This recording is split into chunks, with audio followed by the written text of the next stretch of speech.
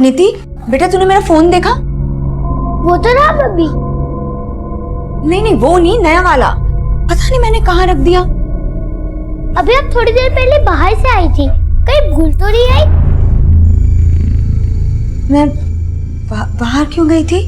Vimla aunty के यहाँ।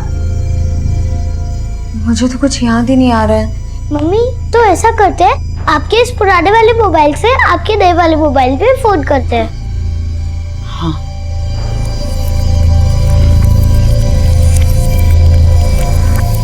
कोई फोन ही नहीं उठा रहा।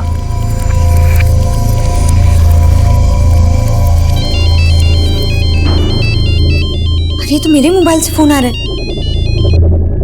हेलो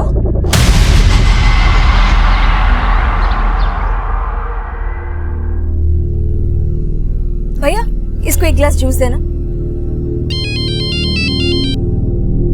हेलो कहाँ हैं आप? जी आप कौन? आपका मोबाइल खो गया था, वो मुझे मिला था और उसी के लिए आप मुझसे वसंत मार्केट मिलने आने वाली थी। हाँ ठीक है भैया, आती हूँ। चल बेटा। अरे तूने अभी तक जूस फिनिश नहीं किया? भैया आप जरा इसका ध्यान रखेंगे? बस मैं 2 मिनट में आ रही हूँ, ध्यान रखिएगा इसका। बेटा मैं आती हूँ। हाँ देख ली मैंने ब्लू कार, मैं आ रही हूँ।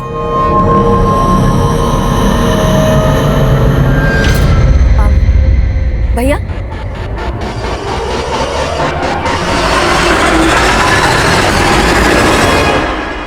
बेटा तुम्हारी मम्मी 2 मिनट बोल कर गई थी, 2 घंटे हो गए, अब तक आई नहीं। कहीं गई क्या? मालूम नहीं, मैं ढूंढ के आऊं। मगर मेरे पैसे? पैसे तो नहीं है मेरे पास।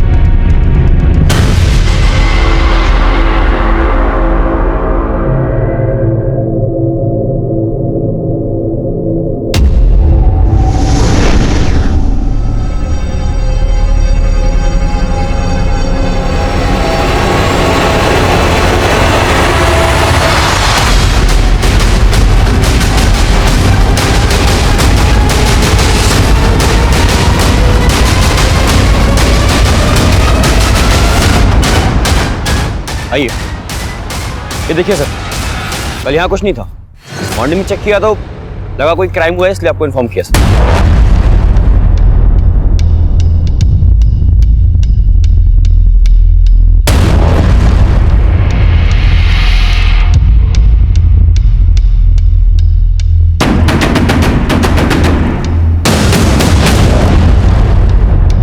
सर, किसी फीमेल का कपड़ा लग रहा है, किसी लड़की के फटे हुए कपड़े, खून के धब्बे। शायद किसी लड़की के साथ यहाँ रेप किया गया है और उसके बाद उसका मर्डर। एक काम करो, आसपास का एरिया स्कैन करो, शायद लाश को यहीं कहीं ठिकाने लगाया गया हो।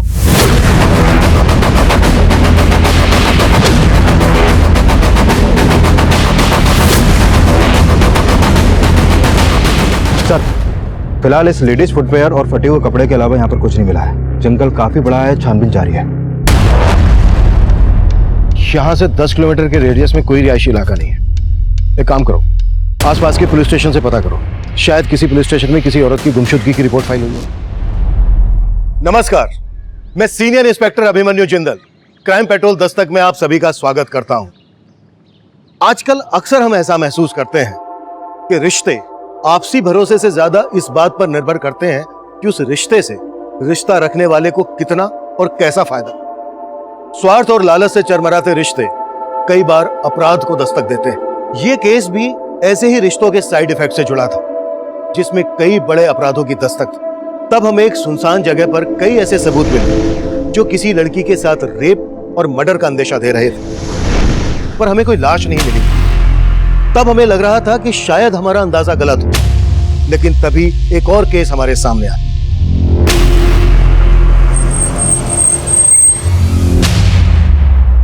कल एक औरत इस बच्ची को इसकी दुकान पर छोड़ बोलकर गई कि थोड़ी देर में आ जाएगी वापस, लेकिन वापस ही नहीं आई। हाँ साहब, इस बच्ची को ना ही अपनी मम्मी का मोबाइल नंबर मालूम है, ना ही घर का एड्रेस।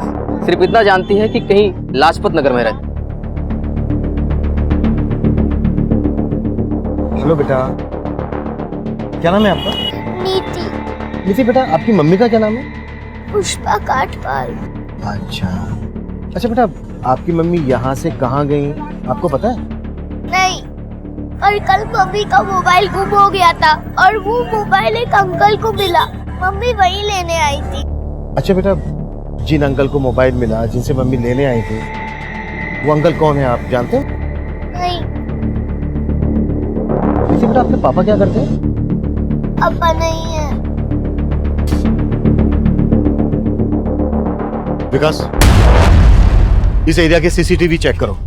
शायद इस बच्चे की माँ किसी आदमी के साथ जाते हुए कैप्चर हुई हो, और यहाँ का डंप डेटा भी निकलवाओ, और उसमें से एक्टिव पुष्पा का नंबर निकालो ताकि हम उसके एड्रेस तक पहुंच सकें। रंजना, जब तक इस बच्चे की माँ नहीं मिल जाती है, इसके रहने का बंदोबस्त करो, और इसको कुछ खिलाओ पिलाओ। वो क्यों? जी सर।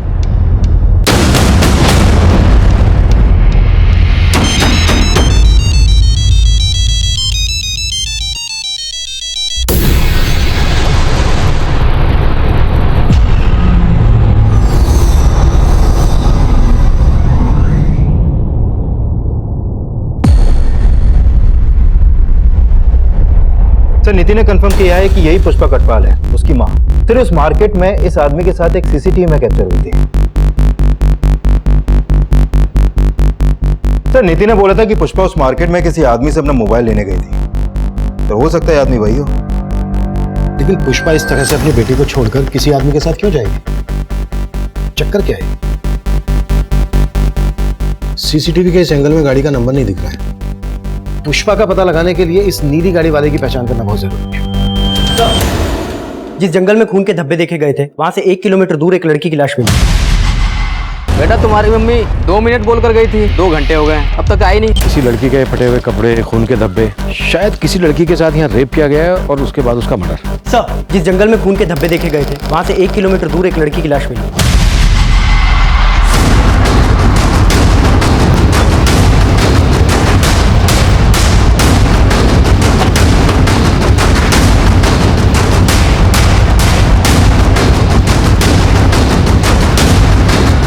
बाहर निकलो। शायद इसका मर्डर वहीं किया गया हो जहां पर हमें वो ब्लड मिला। उस ब्लड और इस लड़की के ब्लड दोनों को मैच करवा के देखो। हाँ वर्मा। सर, जिस नीली गाड़ी में पुष्पा को जाते हुए देखा गया था, उसका नंबर एक दूसरे सीसीटीवी में कैप्चर हुआ है। सर, ये गाड़ी किसी मनोहर शर्मा के नाम लक्ष्मी नगर के एड्रेस पर रजिस्टर्ड है। मुझे एड्रेस SMS करो, हम लक्ष्मी नगर पहुंचते हैं। बॉडी को पोस्टमार्टम के लिए भेज दो और इस लड़की की पहचान पता करने की कोशिश करो। मौसी जी, मुझे कुछ समझ में नहीं आ रहा है। परसों रात को ही तो मेरी उससे बात हुई थी। हाय अर्ना, कैसी है तू? कैसे याद किया? तेरे देहरादून में आई थी। आई हुई थी मतलब? अब कहाँ है? देहरादून में ही हूँ। एक्चुअली कुछ काम था इसलिए आना पड़ा। वैसे तो चिंता मत कर, कल सुबह तुझसे मिलकर ही वापस दिल्ली जाऊंगी। कल मॉर्निंग से मैं उसका वेट कर रही हूँ और मेरा फोन ही नहीं उठा रही है। बेटा, मुझे कुछ ठीक नहीं लग रहा, मेरा दिल बहुत घबरा रहा है। मौसी जी, जैसे ही मुझे कुछ पता चलता है ना, मैं आपको इन्फॉर्म करती हूँ। मम्मी क्या बोला दीदी ने? वही बोली जो पहले बोल रही थी। गरिमा, मेरा दिल बहुत घबरा रहा है। माँ, मुझे लगता है हमें पुलिस को इन्फॉर्म करना चाहिए।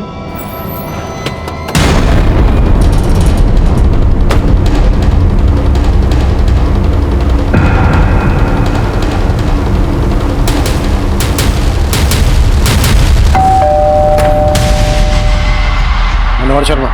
जी सर, मैं मनोज शर्मा। पुष्पा कटपाल का है। कौन पुष्पा खटपाल सर?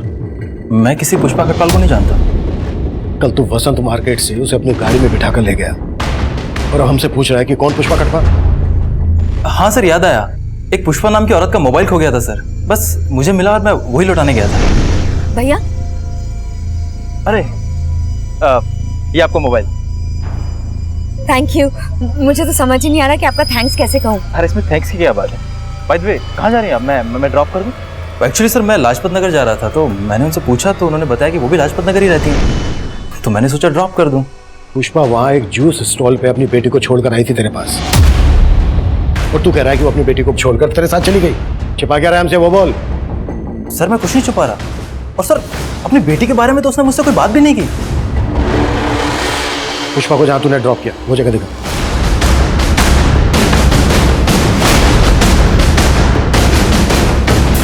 सर यही वो जगह है, ये ड्रॉप किया था मैंने उसे।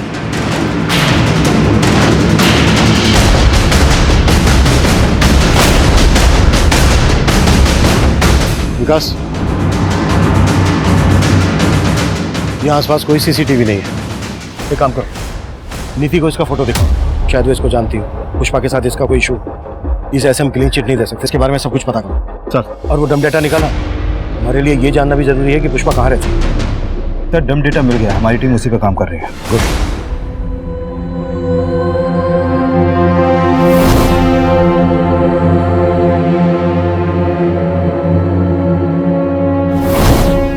अरे नीति बेटा, आप रो मत। और आपने अपना खाना भी फिनिश नहीं किया।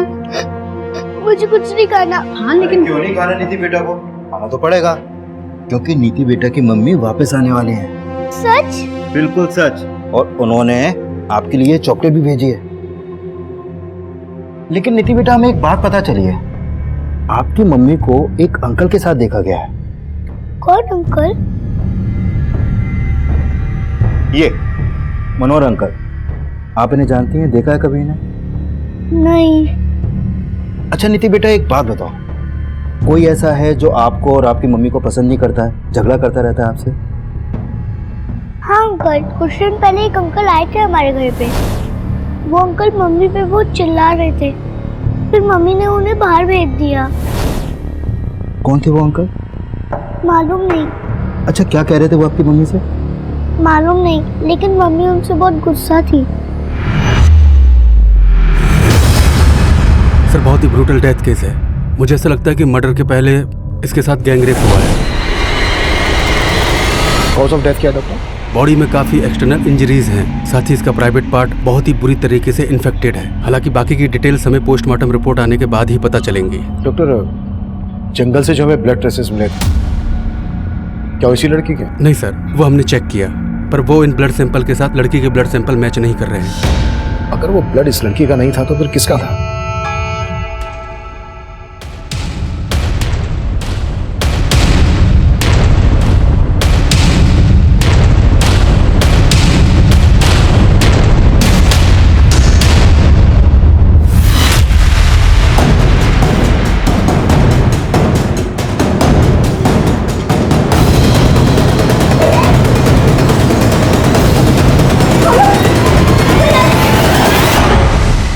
सर, वसंत मार्केट के डम डेटा में पुष्पा कटवाल के 2 मोबाइल नंबर एक्टिव थे। ये देखिए सर। सर, पुष्पा का लाजपत नगर वाला एड्रेस मिल गया है। गाड़ी निकलो।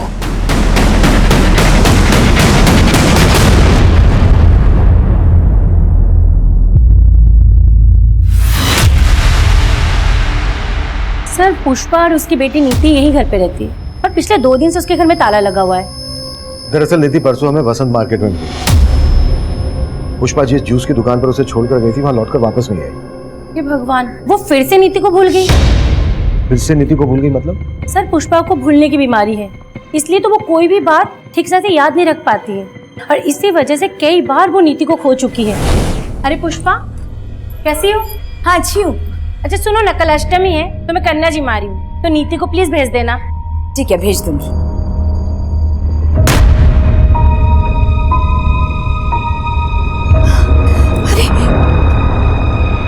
नीति तुम्हारे साथ मार्केट गई थी?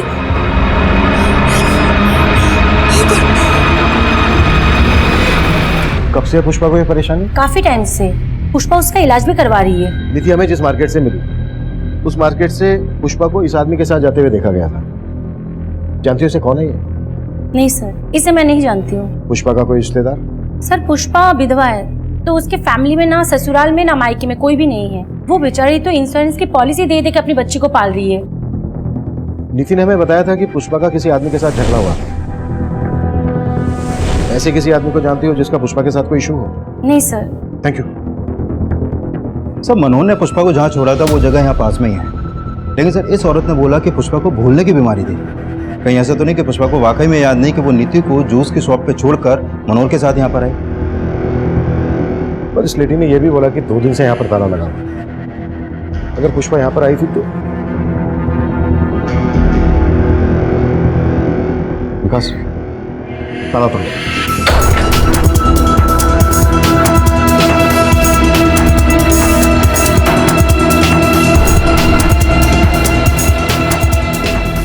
सर, यहाँ तो कुछ भी सस्पिशियस नहीं हुआ। विकास, एक बात मेरी समझ में नहीं आ रही है, कोई माँ अपनी बेटी को 2 दिन तक कैसे भूल सकती है? आई फील पुष्पा किसी मुश्किल में है। एक काम करो, पुष्पा के कॉल रिकॉर्ड्स स्टडी करो, शायद हमें उस आदमी के बारे में कोई क्लू मिल जाए जिसके बारे में नीति ने हमें बताया। सर, क्यों लाए हो मुझे यहाँ पे? क्यों लाए हो मुझे यहाँ पे? क्यों लाए हो मुझे यहाँ पे?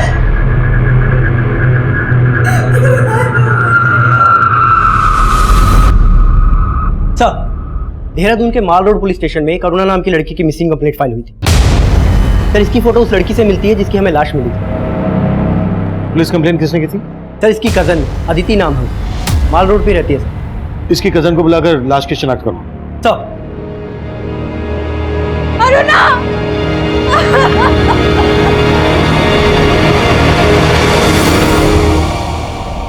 सर, अरुणा दिल्ली में रहती थी।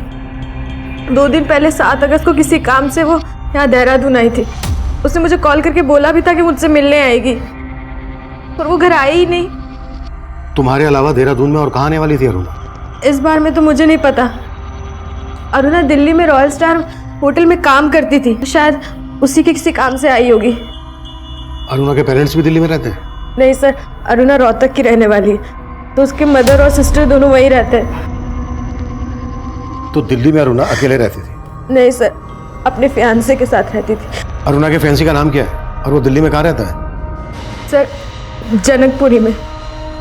अरुणा के फियांसे का नाम अजीम है। मैंने उससे बहुत कॉल किए, पर अजीम ने मेरा एक भी फोन नहीं उठाया।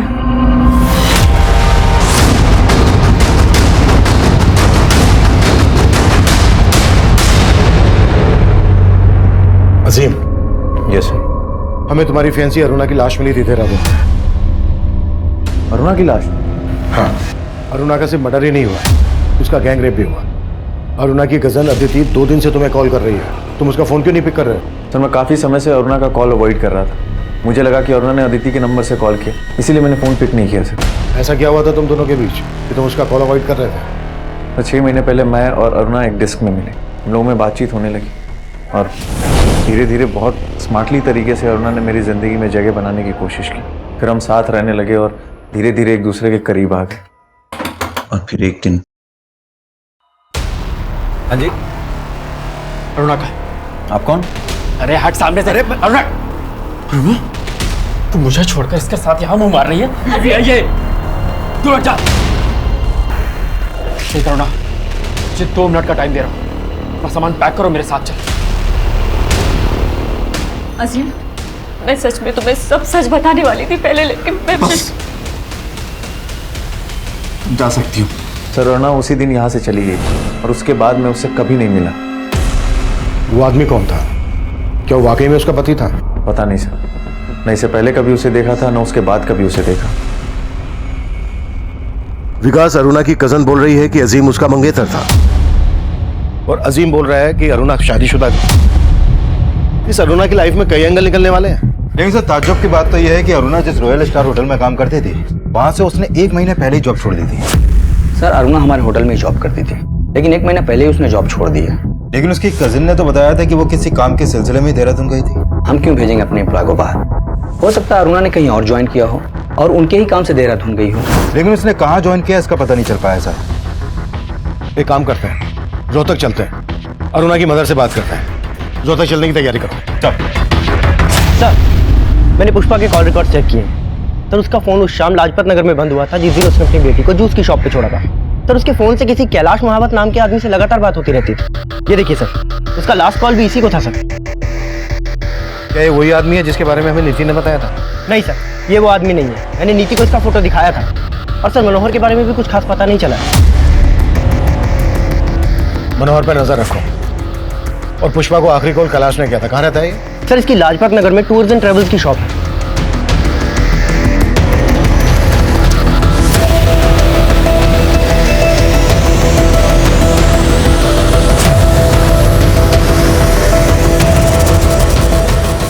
सर ट्रैवल एजेंसी के साथ साथ मैं बीसी भी चलाता हूँ और पुष्पा हमारी उस बीसी की मेंबर थी। बीसी क्या? बीसी मतलब कमेटी सर। जो मेंबर्स होते हैं उनसे थोड़ा थोड़ा पैसा इकट्ठा किया जाता है और फिर महीने के आखिर में जिसकी नाम की पर्ची खुलती है उसे वो पैसा दे दिया जाता है। 7 अगस्त की शाम को पुष्पा को तुमने फोन क्यों किया था? 7 सर उसकी बीसी लगी थी ना इस महीने 5 लाख की, तो सभी मेंबर से पैसा इकट्ठा करके उसे पैसा देने के लिए बुलाया था। पुष्पा पूरे 5 लाख रुपए हैं, बार बार गिनने की जरूरत नहीं है। लो जूस आ गया, जूस पियो पहले।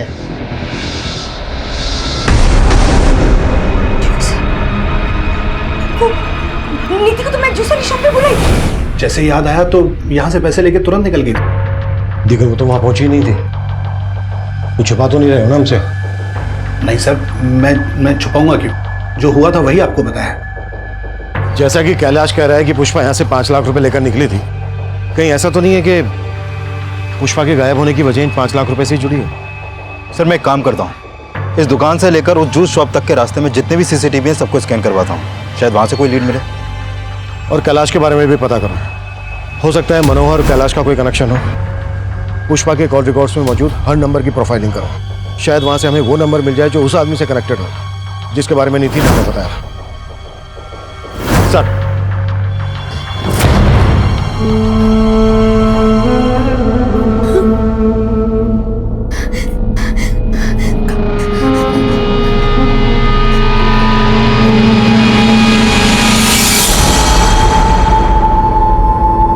कौन हो तुम? तो तेरी याददाश्त भी चली गई? मुझे यहाँ क्यों लाए हो तुम? याद करो, बिना वजह तो लाया नहीं। मुझे जाने दो, मेरी बेटी मेरा इंतजार कर रही होगी। जाने दूंगा, लेकिन उसके लिए पैसा लगेगा। मेरे पास कोई पैसा?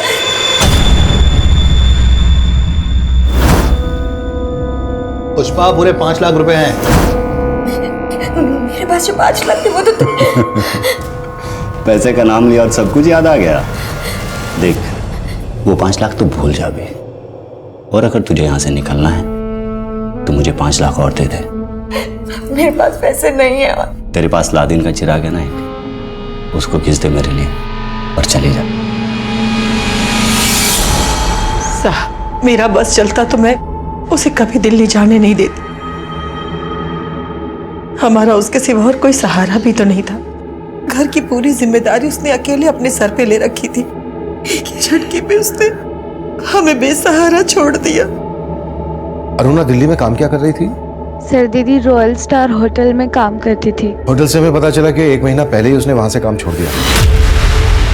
नहीं साहब, ऐसा नहीं था। हाँ सर, दीदी ने हमें इसके बारे में कुछ भी नहीं बताया। अच्छा, अरुणा शादीशुदा थी ना? हाँ सर, लेकिन वो अपने पति के साथ नहीं रहती थी। कोई खास वजह? शादी कोई बच्चों का खेल नहीं है, जिंदगी भर का फैसला है। और विवेक तो कुछ कमाता भी नहीं है। माँ जल्दी विवेक की जॉब लगने वाली है, और मैंने भी होटल मैनेजमेंट किया है ना, तो शादी के बाद मैं भी काम करूंगी ना। जैसे ही अरुणा ने विवेक से शादी की, उसे समझ आ गया कि ना तो विवेक उसके लायक है और ना ही उसके घर वाले। जब वो पेट से हुई तो अरुणा दीदी, क्या विवेक जी ने ये सब किया? क्या हुआ मेरी बच्ची? सर उसके बाद दीदी डिप्रेशन में चली गई और उसकी वजह से दीदी का मिसकैरेज हो गया।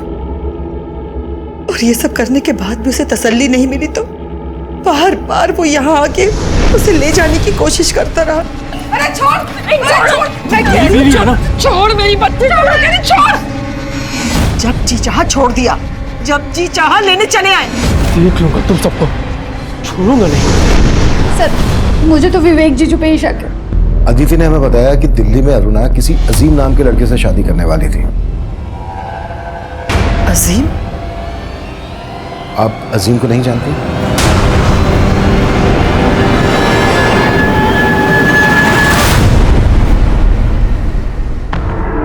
लॉकी, पैसों का इंतजाम हो गया?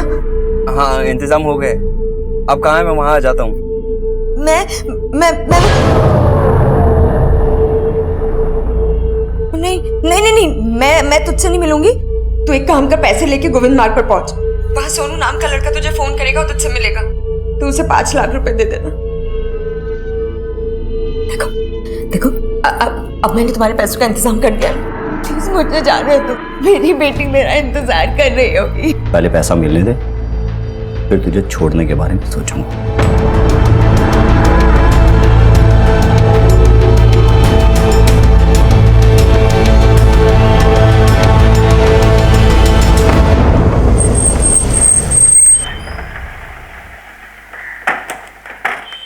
सर मैं मानता हूं कि मेरा और अरुणा का रिश्ता नहीं निभ पाया, लेकिन मैंने ऐसा कभी नहीं सोचा था कि अरुणा का अंत इतना बुरा होगा। और इस बुरे अंत के लिए अरुणा के घर वाले तुम्हें जिम्मेदार ठहरा रहे हैं। सर अगर मैं आपसे कहूं कि उसके इस अंत के लिए उसके घर वाले जिम्मेदार हैं, तो क्या आप मुझ पर भरोसा करेंगे? जो भी है तुम साफ साफ बोल दो। विवेक, नाश्ता रेडी है और मैंने लंच भी रेडी कर दिया है। हाँ,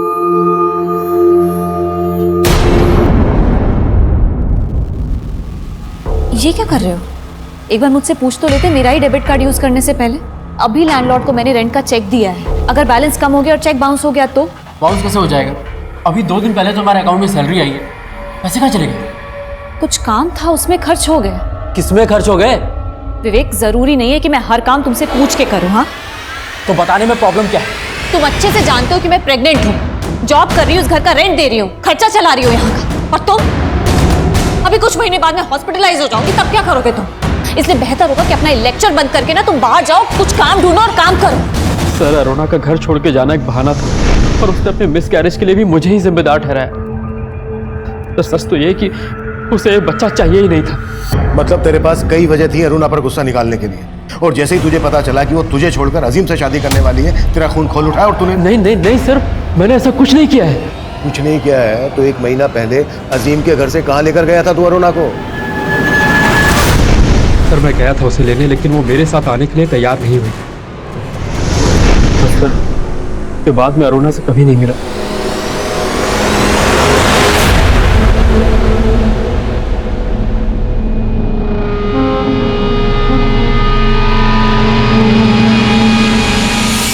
हाँ पैसा मिल गया। अच्छा पुष्पा का क्या करना है? पुष्पा तब कहाँ थी इसकी हमें कोई लीड नहीं मिल रही थी, लेकिन पुष्पा के कॉल रिकॉर्ड से उस आदमी के बारे में हमें कुछ पता नहीं चल रहा था। साजिश करने वाला कोई और ही था। वहीं अरुणा के केस में अरुणा का दोस्त अजीम, अरुणा का पति विवेक और होटल रॉयल स्टार का मैनेजर रोहित हमारे प्राइम सस्पेक्ट थे। अजीम और रोहित दिल्ली में रहते थे, विवेक रोहतक में रहता था, और अरुणा की लाश मिली थी हमें देहरादून में। अरुणा का गैंग रेप किन्होंने किया होगा, उसका मर्डर किस मकसद से किया गया होगा, यह पहली तब हमारे लिए और जटिल बनने वाली थी। सर मैंने अरुणा के कॉल रिकॉर्ड स्टडी किए। उसका फोन 8 अगस्त की दोपहर तक उसी जंगल में एक्टिव था जहां से उसकी लाश मिली। लेकिन सर पोस्टमार्टम रिपोर्ट के हिसाब से तो उसकी मौत 8 अगस्त की सुबह 4 बजे के आसपास ही हो गई थी। हो सकता है उसका मर्डर करने के बाद उसका मोबाइल फोन वहीं पर डंप कर दिया गया हो। लेकिन सर इस पोस्टमार्टम रिपोर्ट में यह भी सामने आया है कि अरुणा का गैंगरेप उसकी मौत से करीब 6 से 7 घंटे पहले हुआ था, और उसकी मौत उसके सर पे लगी चोट से ज्यादा खून बहने की वजह से हुई थी। जंगल में जो हमें ब्लड स्पॉट मिले हैं वो अरुणा के ब्लड से मैच नहीं करते। इससे ये तो साफ है कि अरुणा का मर्डर हुआ नहीं हुआ, कहीं और हुआ होगा। अरुणा की बॉडी को बोरे में भरकर डंप किया गया। इसके लिए हमें यह जानना जरूरी है कि 7 अगस्त को अरुणा दिल्ली से देहरादून क्यों आई होगी। सर अरुणा के कॉल रिकॉर्ड में अदिति के अलावा देहरादून का और कोई नंबर नहीं मिला है।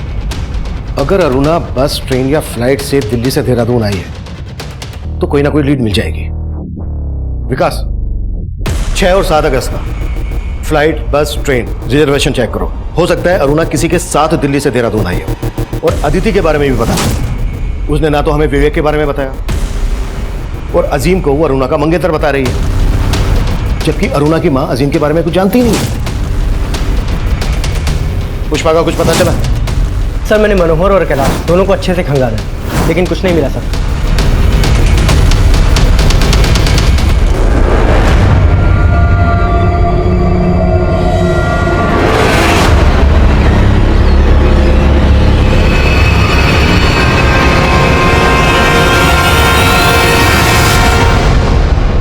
सर, ये अरुणा 7 अगस्त की शाम को ट्रेन से देहरादून आई थी और उस टिकट के PNR नंबर में सिर्फ अरुणा ही अकेली पैसेंजर थी। लेकिन सर उसने ये टिकट दिल्ली के वनराज टूर्स एंड ट्रेवल्स से करवाया था और उस टूर्स एंड ट्रेवल्स का मालिक ये संदेश नाम का लड़का है। सर इस अरुणा की संदेश से ही फोन पर काफी बातें होती थी। सर अरुणा अक्सर मुझसे टिकट बनवाया करती थी, इसलिए हमारी फोन पर बात हो जाती थी। ऐसे कितने टिकट करवाती थी जो इतने फोन करती थी? छुपा तो नहीं रहा ना उनसे? नहीं सर, लेकिन हाँ सर, वो अक्सर दिल्ली से बाहर जाते रहती थी। सर संदेश का कहना सही है। मैंने चेक किया, ये अरुणा मोस्टली हर वीकेंड पे इंडिया के अलग अलग स्टेट में ट्रेन और फ्लाइट से ट्रेवल करती थी। हाँ वर्मा सर, प्रगति रोड के पास वाले जंगल में पुष्पा की लाश मिली। नीति की मां पुष्पा कटवाल का मर्डर हो गया था और तब हम उसके कातिलों से पूरी तरह बेखबर थे।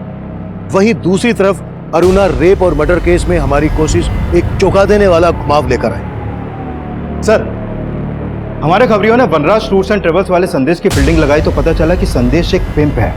वो कई हाई प्रोफाइल लोगों को एस्कॉर्ट प्रोवाइड करता है।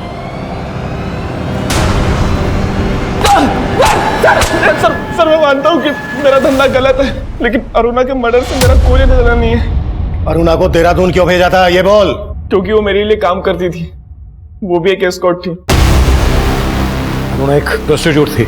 हाँ सर, वो सिर्फ नाम के लिए रॉयल स्टार होटल में काम करती थी और उस होटल का जो मैनेजर है रोहित, वो भी मेरे धंधे में इन्वॉल्व है।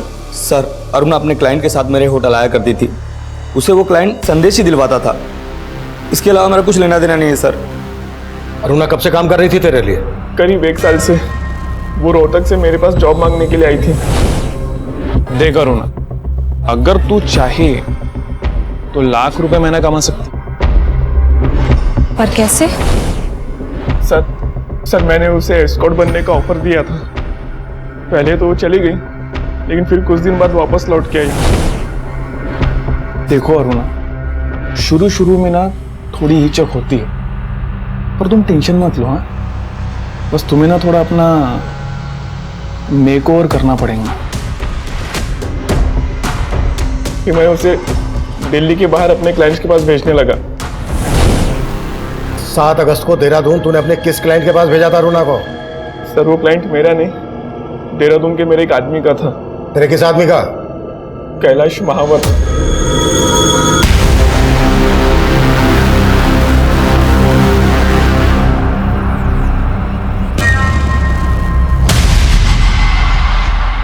ये सोनू है, कैलाश के लिए काम करता है। और सर ये वही आदमी है जिसके बारे में नीति ने हमें बताया था, जिसका पुष्पा से झगड़ा हुआ था। What? पुष्पा के मर्डर का कनेक्शन भी इस कैलाश से जुड़ा है? हमने कैलाश और सोनू को ढूंढने के लिए अपना खबरी नेटवर्क एक्टिव कर दिया और हमारे खबरियों ने हमें उन तक पहुंचा दिया।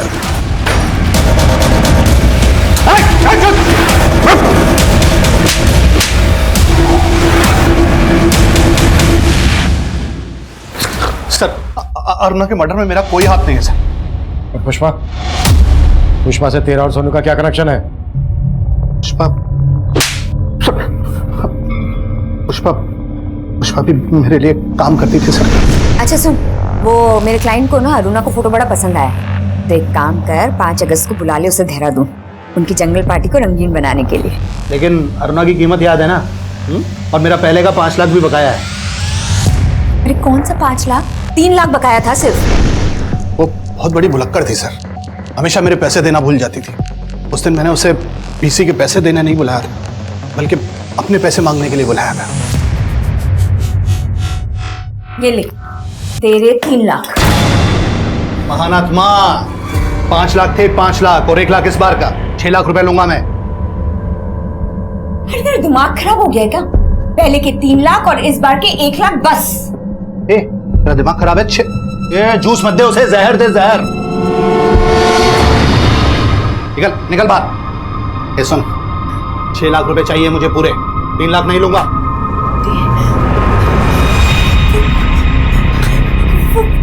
वो नीति को तो मैं जूस शॉप पे बुलाई। एक मिनट, ये होशियारी किसी और को बताना समझी? 6 लाख लिए बिना जाने नहीं दूंगा यहाँ से। उस दिन वो गलती से गिरी और बेहोश हो गई। मैंने उसकी मरहम पट्टी कराई थी सर, और उसके बाद उसे गुलमोहर पार्क वाले घर में बंद कर दिया। फिर पता चला सर कि आपने उसकी बेटी को ढूंढ लिया है पर मैं उसे छोड़ नहीं सकता था सर। मुझे मेरे पैसे वसूलने थे सर। पुष्पा ने भी मेरे कहने पर लॉकी को ब्लैकमेल किया और उससे 5 लाख रुपए मंगवाए।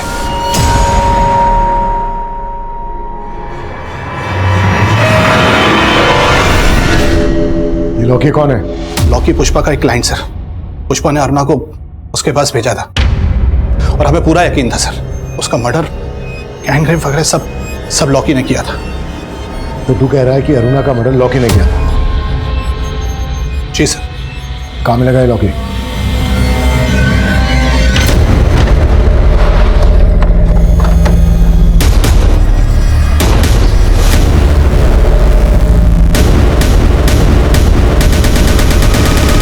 सर लॉकी का घर भी बंद है और फोन भी है।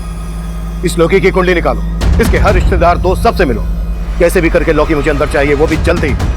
सर आपका अंदाजा सही हो सकता है कि अरुणा की माँ को उसके प्रोस्टिट्यूशन के काम के बारे में मालूम था, क्योंकि सर 3 महीने पहले तक अरुणा का रोहतक वाला घर गिरवी था और अरुणा ने 10 लाख रुपए देकर वो घर छुड़वाया था। और सर ये संदेश भी रोहतक का ही रहने वाला है। और सर अरुणा के आस पड़ोस के लोगों को भी शक है कि अरुणा प्रोस्टिट्यूशन के काम से जुड़ी हुई थी। आप ही ने अरुणा को दिल्ली संदेश से मिलने के लिए भेजा था और संदेश भी यहीं रोहतक का रहने वाला है।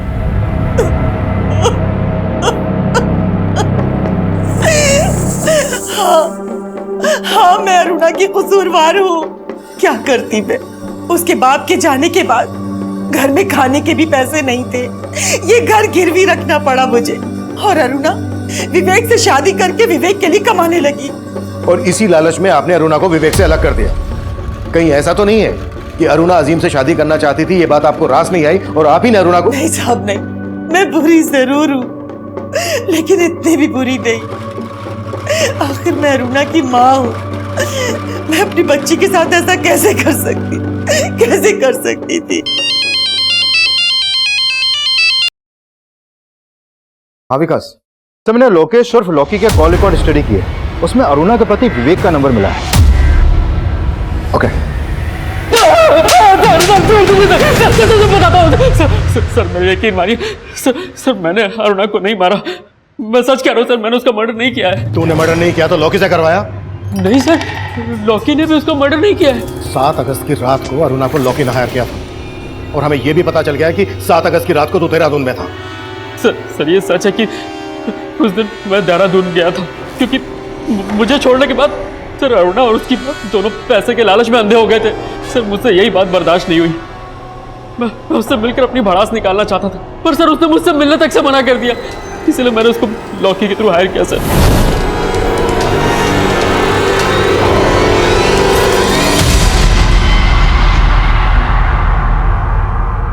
क्यों चौंक गई?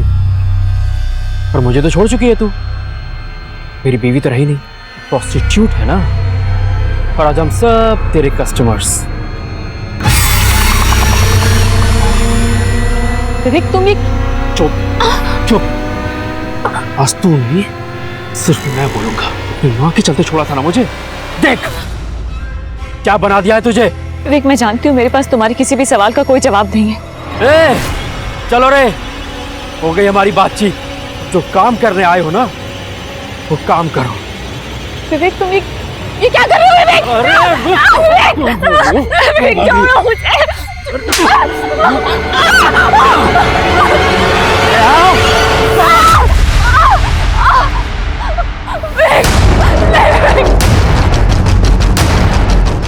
और सर अरुणा ने मेरे फ्रेंड को इंजर्ड कर दिया था। सर मैं सच कह रहा हूँ सर मैंने अरुणा को नहीं मारा है।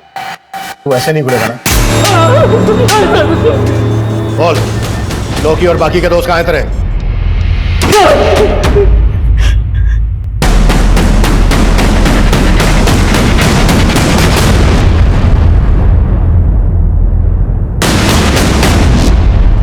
सर लॉकी और विवेक के दूसरे दोस्त भी यही बोल रहे हैं कि उन्होंने अरुणा का सिर्फ रेप किया था, मर्डर नहीं।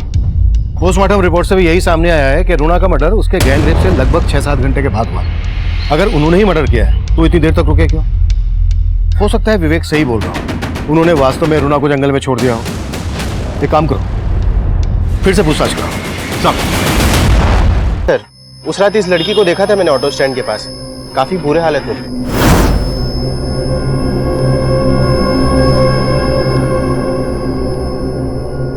सर तब वो वहाँ से एक ऑटो से निकल गई। हाँ साहब, उस रात ये लड़की मेरे ऑटो में बैठी थी। उसके साथ कुछ तो गलत हुआ है साहब, उसकी हालत ठीक नहीं थी। कहाँ छोड़ा था इस लड़की को, बता सकते हो? सर मैंने उस लड़की को यहीं उतारा था और वो इसी बिल्डिंग में गई थी।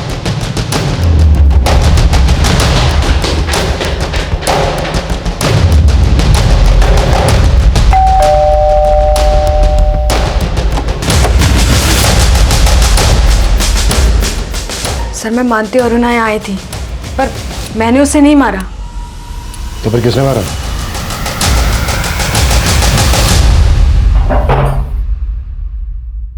हो जाओ शुरू। हेलो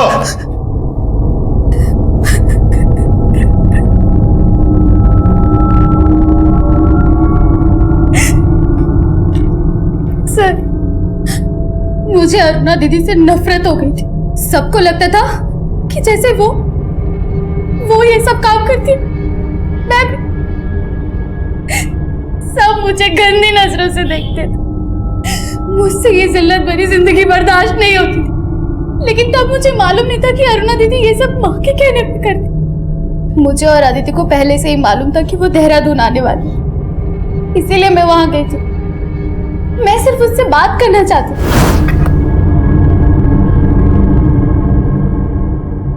अरुणा,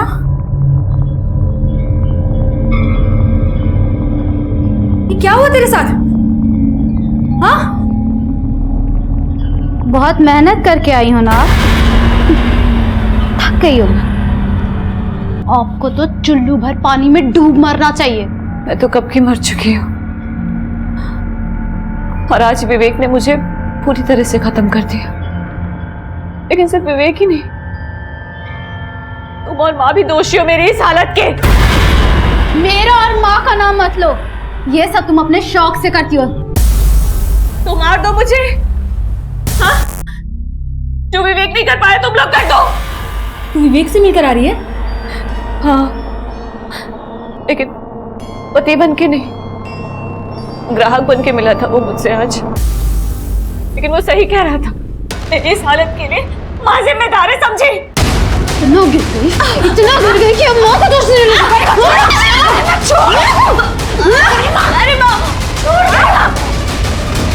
अदिति ने कहा कि अगर हमने दीदी की लाश डंप नहीं की तो हम दोनों फंस जाएंगे। सर मुझे पता था उस रात अरुणा जंगल पार्टी में कहाँ से आई है। उसने बोला कि विवेक ने उसका रेप किया है, तो हमने सोचा उसकी बॉडी वहीं डंप कर देते हैं, इसलिए मैंने अपने फ्रेंड से उसकी कार बोरो की।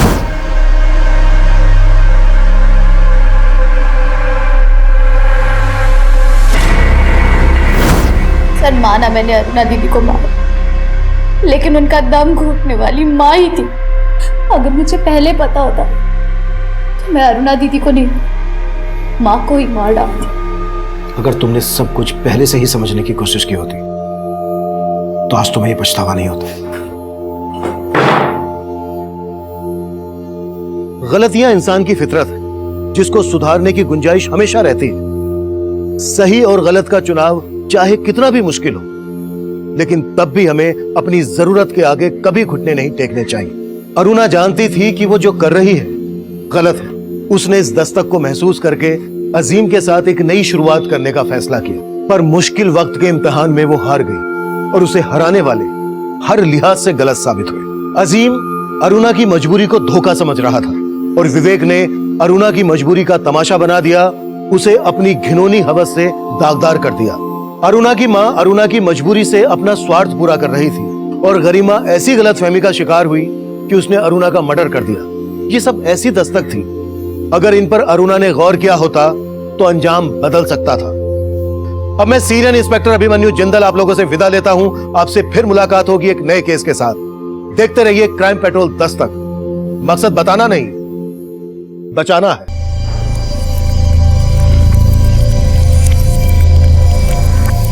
कोई फोन ही नहीं उठा रहा।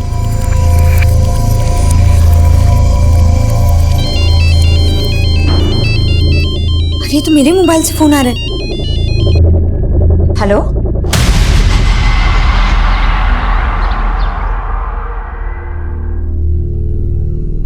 भैया इस इसको एक गिलास जूस देना। हेलो, कहाँ हैं आप? जी आप कौन? आपका मोबाइल खो गया था, वो मुझे मिला था और उसी के लिए आप मुझसे वसंत मार्केट मिलने आने वाली थी। हाँ ठीक है भैया, आती हूँ।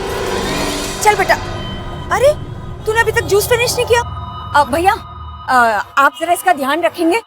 बस मैं 2 मिनट में आ रही हूँ, ध्यान रखिएगा इसका। बेटा मैं आती हूँ। हाँ, देख ली मैंने ब्लू कार, मैं आ रही हूँ।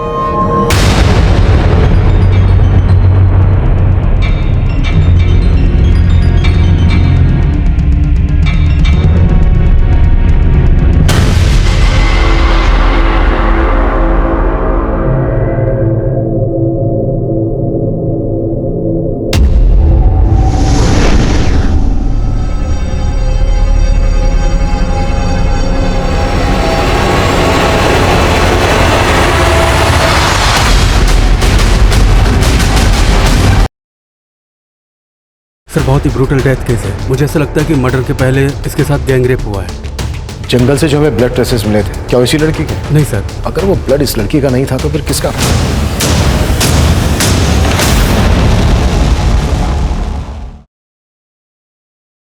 बेटा तुम्हारी मम्मी 2 मिनट बोल कर गई थी, 2 घंटे हो गए अब तक आई नहीं। किसी लड़की के फटे हुए कपड़े, खून के धब्बे, शायद किसी लड़की के साथ यहाँ रेप किया गया है और उसके बाद उसका मर्डर। सर, जिस जंगल में खून के धब्बे देखे गए थे, वहाँ से 1 किलोमीटर दूर एक लड़की की लाश मिली।